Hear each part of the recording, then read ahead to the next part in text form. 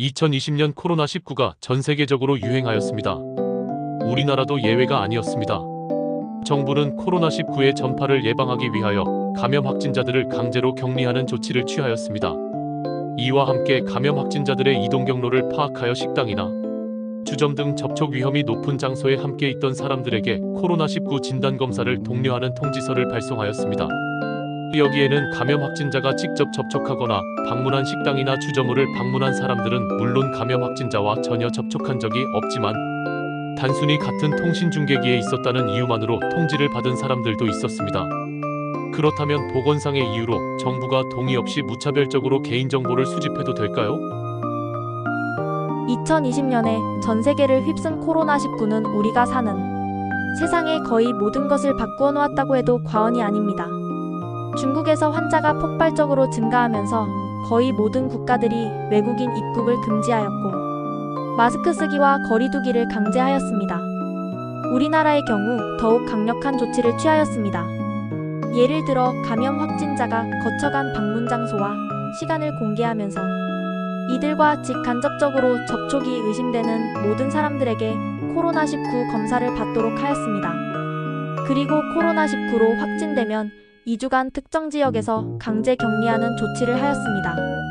하지만 환자 수가 급격하게 늘면서 특정 지역에 강제 격리를 하는 대신 자신의 집에서 자가 격리를 하도록 하였습니다.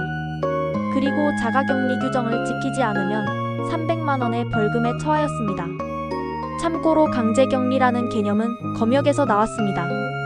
검역은 영어로 쿼런틴인데 40을 뜻하는 라틴어 QUARANT 혹은 40일간을 뜻하는 단어 QUARANTINA에서 나온 말입니다.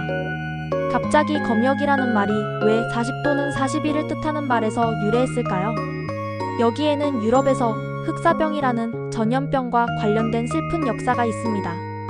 페스트라고도 불리는 흑사병은 페스트균에 감염된 쥐벼룩이 사람을 물거나 혹은 흑사병에 걸린 사람의 기침이나 재채기를 통해 전염됩니다.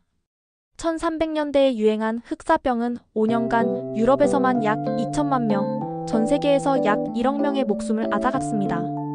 흑사병은 증상 발현 후 사망까지의 기간이 매우 짧을 뿐 아니라 치사율도 매우 높아 평소에 건강한 사람이라도 증상이 나타나고 다음날 아침에 시체로 발견되었다는 기록이 있을 정도입니다.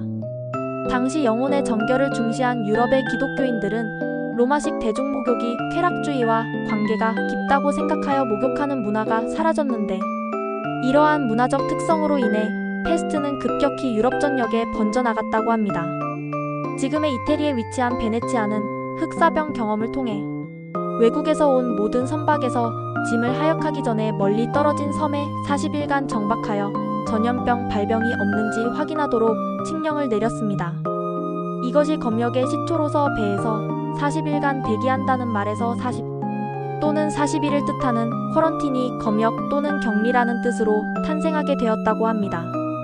실제로 감염병이 유행하면 많은 나라에서 일시적으로 혹은 영구적으로 감염병 환자를 격리합니다.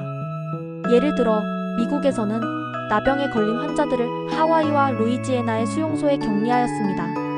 19세기 황열병이 유행할 때도 많은 미국의 도시들이 환자들을 격리하였습니다. 쿠바는 1986년부터 1994년까지 HIV 감염자들을 강제로 요양소에 격리하였습니다. 우리나라도 나병 환자들을 소록도에 영구적으로 격리하였습니다. 하지만 격리는 개인의 자유를 심각하게 제한할 뿐 아니라 격리당한 사람은 정신적인 고통도 경험하게 됩니다. 2015년 시에라리온에서 에볼라 환자를 치료하다가 귀국한 미국의 한 간호사는 모 시설에서 3주간 격리 조치를 당했습니다.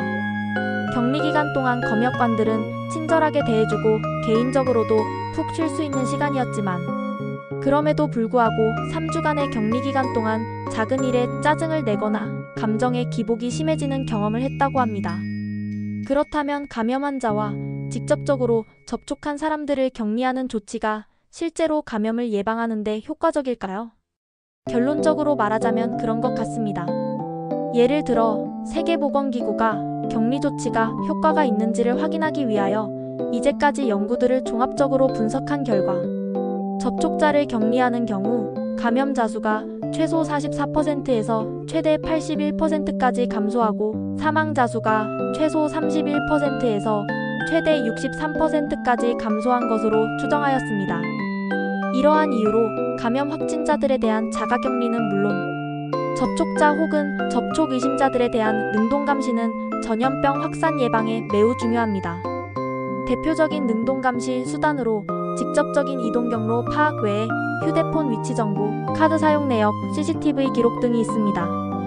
그리고 이렇게 얻어진 정보를 통해 감염 확진자와 직간접적으로 접촉이 의심되는 사람들에게 코로나19 확진 검사를 받도록 통지합니다.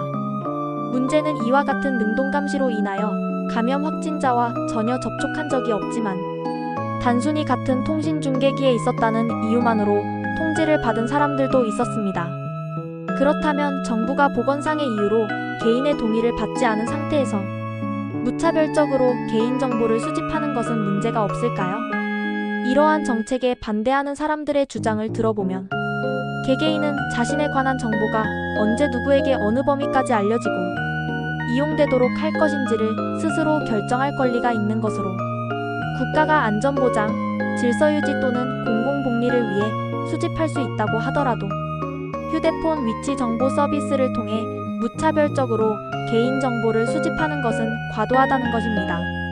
특히 접촉자 혹은 접촉 의심자들의 이동 경로를 파악하는 것이 특정 개인의 신체나 생명을 위협하는 급박한 상황이 아니고 대면 조사를 통해서도 정보를 대부분 파악할 수 있음에도 불구하고 휴대전화, 위치 정보와 같은 개인정보를 동의 없이 정부가 무차별적으로 수집하고 사용하는 것은 문제가 있다는 것입니다. 하지만 정부가 신속한 대응을 위해 필요한 범위 내에서 위치 정보와 같은 개인정보를 제한적으로 수집하여 이용하고 개인에게 사후 통지를 하는 등 절차적 통제 장치가 있다면 문제가 없다고 주장하는 사람도 있습니다. 그렇다면 우리나라 법원은 어떻게 판단했을까요?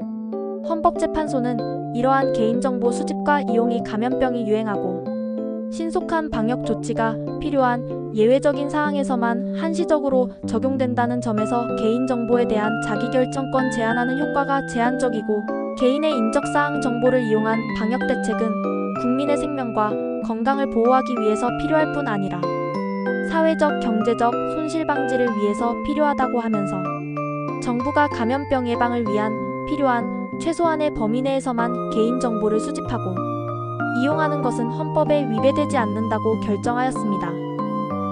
우리들은 메르스, 코로나19 사태를 거치면서 초반 방역의 실패가 얼마나 큰 피해를 가져올 수 있는지 잘 보아왔습니다.